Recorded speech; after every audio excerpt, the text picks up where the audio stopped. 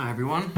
They keep shipping the Toppling Goliath out here, and I'm very happy. And we got Galaxy Pseudo for the first time. I've never had this one. I've had regular Sue and Mosaic Pseudo. But this sounds like it'll be really good. Right up my alley. It was bottled on 4/10, so that makes this 18 days old. Really fresh, one of the freshest they've shipped here. It's, I guess, all the same stats as Pseudo and everything, but they add Galaxy to the Citra in this, which I'm happy about, because I always like a little bit of Citra in there. And it doesn't say the ABV on the bottle, but now on Untapped and on their website for all the Pseudo it says 6.8. It used to be 6.2, so it's pretty clearly in the IPA category, even though these beers tend to be kind of sweet. But yeah, it's really, once you get into the 6 to 7% area, it's totally in the eye of the beholder or the eye of the brewer, whether you call it a pale or an IPA. I would probably call this an IPA. Maybe I'll make it full judgment after drinking some of this. It looks very nice. They've really figured out how to get the perfect haze in Toppling Goliath. If you watch my regular old Pseudo review from a couple months ago, it was chunky and slightly clear, but then the next batch we got here was perfect, looked just like this. Maybe I'll do a re-review if I get a really fresh, nice hazy batch of Pseudo.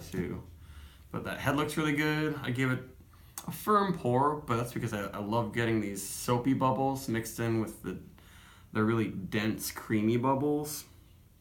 Makes for a nice lacing and a nice mouthfeel. And this is like damn near opaque. Really, really hazy, but very pale. And it smells very nice. I do notice the Galaxy for sure. But it's mostly just bringing out more tropical, more papaya, guava. All that stuff is coming out even more. The Citra tends to be really pineapple-y, sugary, cotton candy, that sort of thing coming out, but this is just bringing in more exotic fruits, kind of passion fruit too, with only a touch of that green eucalyptus I get from Galaxy hops. But that smells really fantastic. Seems like it might even have a touch of a tartness to it. I am still getting that cotton candy bubblegum type thing that I often find in these hazy Citra hopped brews. But Toppling Goliath in particular, their beers seem to be on the sweeter end. They don't have a lot of green notes to them, and there's usually very low bitterness. Totally different with King Sue. That was a very different kind of beer, and hop smack to a certain extent. But their lower ABV beers, especially these ones they call pale ales, are pretty sweet, and that's why I kind of think like, yeah, I guess pale ale makes sense. But let's actually get a sip.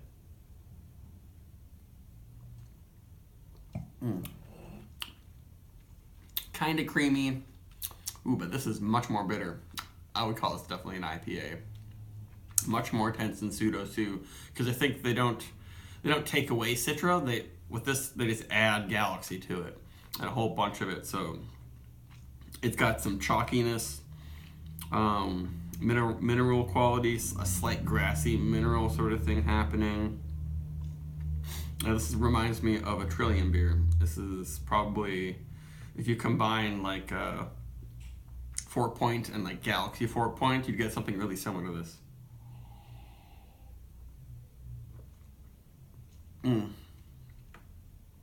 Yeah, it's got a good amount of body. It's not super duper soft. It has some almost creamy body, but this is one of the more bitter beers I've had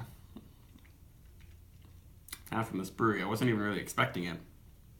But this is almost seems like it's like double dry hopped or something. There's a lot of peppery, spicy hop character building up on the tongue. It's getting chalky. And then it seems like they're just higher IBUs in this.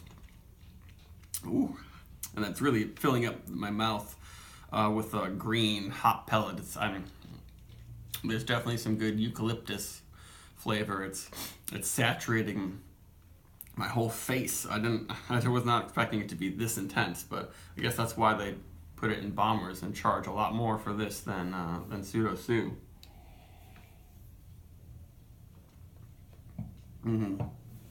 Yeah, I almost wish it maybe were a little bit milder. It is really, really fresh. I'm sure if you got this and it was a little over a month old, it would be still really, really good. Like their golden nugget. I got a bottle of their Mosaic golden nugget that I did a review of a couple weeks ago, and that one was over a month old, but still in really good shape. But I have a feeling that this one's more bitter. Like, it's kind of weird. They call their golden nugget an IPA, but that one did not seem nearly as bitter as this one here. I don't know. Maybe it's just the Galaxy hops they used were especially high in alpha acids or something. But that is intense. It's almost a little harsh on the tongue because it's chalky, but I'm also getting that actual isomerized alpha acids. Those are the ones that are in the brewing process. They turn into what it becomes measurable bitterness in a beer. And this actually seems to have lots of IBUs going on, in addition to just the hazy hop gunk. It gives you that chalky drying of the tongue. It raises the perceived bitterness. But now, yeah, this is almost distracting. Like, it doesn't have the fruitiness as it did when I first was sniffing it. It's still in there, but it's turned kind of spicy. Yeah, this is one where I would share it with a friend. It's really well made, really intense hop flavor, finishes nice and clean, but it might just be a touch over the top. Honestly, maybe I would like a little bit more. The bitterness would go down if I waited a few weeks. Maybe I'll buy another bottle in a couple weeks, because these Toppling Goliath beers, now they aren't moving super fast around here. People don't really know much about them, I think, still. But I think some of that uber dry hopped, spicy, savory quality is overlapping some of the fruitier qualities of the hops. But I know that sometimes just a little bit of that fading can stop covering up the fruitiness, and the fruitiness can seem to come out and it can seem to get more fruity, but it's really just about all the thresholds of all these different compounds, and when you hop something like this so much, you can get the sort of sulfuric compounds to be too much, and it'll cover up things. And I feel like that might be what happens with this one. It almost has a sulfury sort of thing, not like actual stinky eggs or lit match, but just spicy minerals. I would recommend this beer still, though. It's a little expensive. The cost price is $8 per bottle, so every place is charging, well over $10 for a bottle of this. But it's worth a try if you really like the intensely double dry hopped pale ales from Trillium, and you like Galaxy and Citra. This is a formidable beer, and it's even more intense than double dry hop 4 Point, I would have to say. I give it, I guess maybe only a 4 plus, because it's not super pleasant on my tongue, and